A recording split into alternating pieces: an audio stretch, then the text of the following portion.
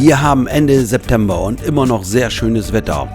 Und wir sind auf der Rückreise vom Lago Maggiore und wollen jetzt noch mal Station machen in Heidelberg. Dort gibt es einen Stellplatz, den möchte ich heute in diesem Video vorstellen. Herzlich willkommen dazu. Wir haben die Autobahn verlassen und sind jetzt im Außenbereich der Stadt, haben eben schon das Hinweisschild gesehen auf den Stellplatz. Der Stellplatz liegt relativ zentral, um sich die Stadt anzusehen und andererseits auch verkehrsgünstig und ist gut zu erreichen.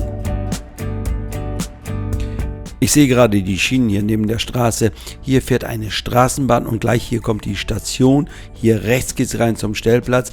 Ich denke, man kann von hier aus gut mit öffentlichen Verkehrsmitteln in die Stadt fahren, also ins Zentrum der Stadt fahren. Habe ich auch so gelesen und haben mir andere auch berichtet.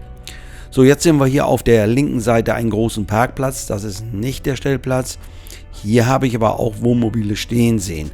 Wenn also der Stellplatz ganz voll ist, dann stellen sich hier auf der linken Seite auch schon mal Wohnmobile hin. Jetzt sind wir gleich da. Auf der linken Seite kommt jetzt die Zufahrt. Ich weiß nicht, es gibt eine Ein- und Ausfahrt. Ob ich jetzt hier falsch reingefahren bin, kann ich jetzt im Moment nicht sagen. Eine Beschilderung habe ich auf Anhieb nicht gesehen. Also wenn, dann bitte ich um Entschuldigung, wenn ich hier von der verkehrten Seite aus reingefahren bin. Wir haben den 27. September, ist ein Mittwoch, nachmittags, als wir hier ankommen. Der Platz ist schon gut besucht.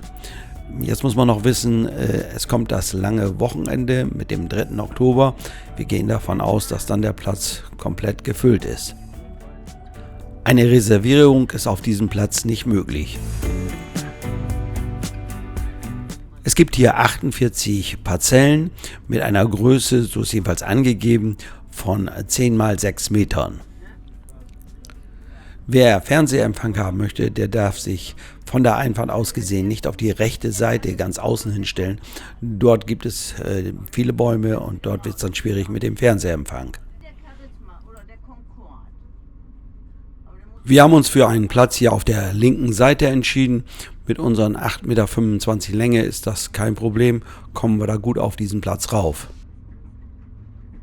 Werfen wir einen Blick von oben drauf. Links von der Mitte sehen wir den Stellplatz, habe ich so gelb markiert. Bisschen rechts davon sehen wir ein Freizeitgelände und noch weiter rechts sehen wir dann den Parkplatz, an dem wir vorbeigefahren sind. Die Stellplätze sind ausreichend groß, man kann die Markise auch komplett ausfahren hier. Strom ist hier in der Stellplatzgebühr enthalten, deshalb habe ich hier auch Strom angeschlossen. Bezahlt werden muss die Stellplatzgebühr an so einem kleinen Pavillon. Und zwar ist es hier auch beschildert, man sieht das hier oben, Anmeldung.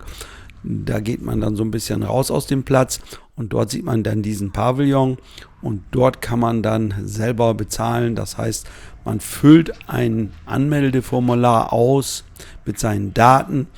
Dieses Anmeldeformular fügt man in einen Umschlag ein. Die Platzgebühr kommt auch dazu, das sind am Tag 20 Euro. Und das Ganze wirft man dann in einen Tresor ein und damit ist die Sache erledigt. Dann gibt es hier noch einiges an Informationen, alles was man zum Platz wissen muss und auch zum Umfeld.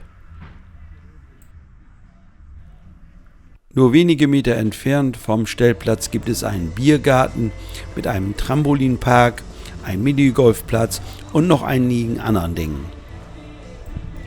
Die Musik von diesem Biergarten hört man etwas auf dem Stellplatz, nicht überall, aber an gewissen Stellen. Aber um 22 Uhr war Schluss, da habe ich nichts mehr gehört. Es gibt hier Toiletten und Duschen. Die Toiletten kann man so nutzen. Duschen ist kostenpflichtig. Ist aber wohl ohne Privatsphäre, das heißt, es gibt in den Duschen keine Türen, man steht da dann offen zu duschen. Männlein und Weiblein sind allerdings getrennt, wenn ich das richtig gesehen habe. Der Stellplatz ist ja ganzjährig geöffnet. Wie das mit dieser Bar hier, mit diesem Biergarten ist, das weiß ich allerdings nicht. Am nächsten Morgen gab es viele freie Plätze. Das war fast jeden Tag so.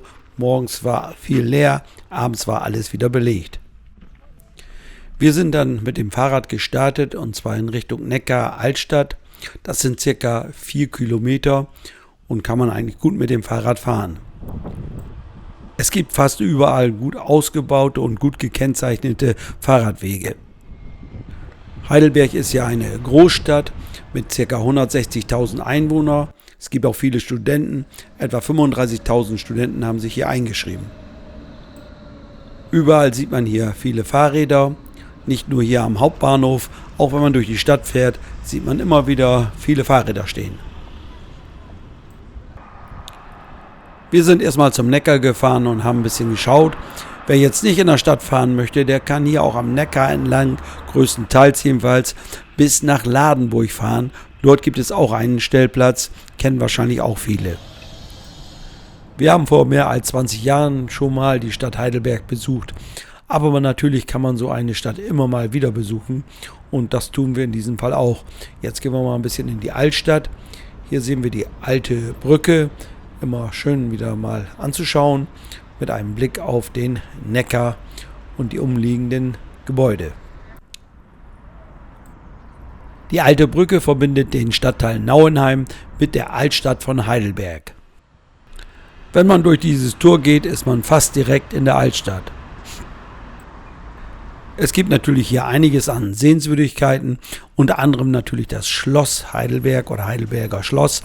Dort waren wir jetzt nicht, aber es gibt auch noch andere Dinge hier in der Stadt anzuschauen. Heidelberg wurde im Zweiten Weltkrieg nicht sehr stark zerstört, so gibt es noch viele gut erhaltene Gebäude oder ursprünglich erhaltene Gebäude. Dazu gehören auch Kirchen, zum Beispiel die Heilig-Geist-Kirche. Man sieht hier viele junge Menschen, ganz klar, weil hier natürlich viele Studenten in der Stadt sind. Andererseits trifft man hier auch viele Touristen aus der ganzen Welt. Insofern ist es schon interessant, wenn man hier zum Beispiel an einem Marktplatz sitzt, bei einem kühlen Getränk und dem Treiben zuschaut. Heidelberg liegt am europäischen Fernradweg. Und so sieht man immer wieder Radfahrer, die auf einer längeren Tour sind und sich aber dabei die Stadt Heidelberg anschauen. Wer sich so eine Stadt wie Heidelberg anschauen möchte, dazu braucht man schon mal 3-4 Tage. Wir haben das in 2 Tagen gemacht, waren allerdings ja schon einmal hier und kennen schon einiges. Ich kann natürlich nur so einen kleinen Eindruck vermitteln von der Stadt. Es gibt natürlich viele Sehenswürdigkeiten, aber ich denke, da muss jeder selber schauen, was interessiert ihn und das schaut er sich dann an. Für uns ging es dann wieder mit dem Fahrrad durch die Stadt Richtung Stellplatz. Der Stellplatz hatte sich jetzt am Nachmittag wieder gut gefüllt. Hier ist ja der Strom in der Platzgebühr enthalten, deshalb nutzen wir hier auch Strom. Ansonsten brauchen wir keinen Strom, haben ja ein zusätzliches Solarfeld mit 240 WP. Mit dem Dach zusammen haben wir über 800 WP, also ausreichend für uns zumindest. In den Sommermonaten passt das immer, im Winter wird es natürlich etwas schwieriger. Jetzt hatte ich in einem der letzten Videos gezeigt, dass wir hier hinten in der Garage den Anschluss haben für unsere zusätzliche Solarplatten und da eine Durchführung, wo wir das Kabel durchführen. Und das möchte ich jetzt nochmal zeigen, beziehungsweise da wurde ich nochmal drauf angesprochen. Hier sieht man so einen Deckel, den kann ich hier abnehmen und dort kann ich dann das Kabel einführen und kann das ja so als Zugentlastung nutzen und es ist vor allen Dingen abgedichtet gegen Ungeziefer, sodass bei mir nichts in die Garage krabbeln kann, am Kabel hoch, sei es Ameisen oder andere Tiere. Ich habe hier nur ein Verlängerungskabel genutzt zum Zeigen, nicht dass da jemand denkt, ich habe hier ein Solarkabel. Ähnliche Kabeldurchführung habe ich auch für meinen Landstromanschluss. Den habe ich allerdings in dem Entsorgungsfach. Dort, wo ich end- und versorge, habe ich auch meinen Stromanschluss. Das sehen wir jetzt hier.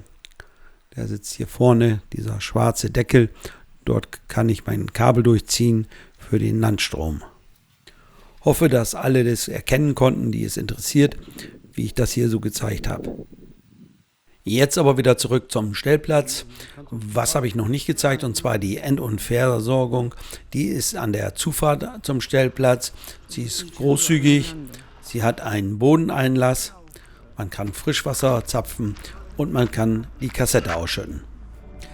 Das war unser Besuch in Heidelberg. Ich sage mal wieder Dankeschön fürs Zuschauen und bye bye, bis zum nächsten Mal.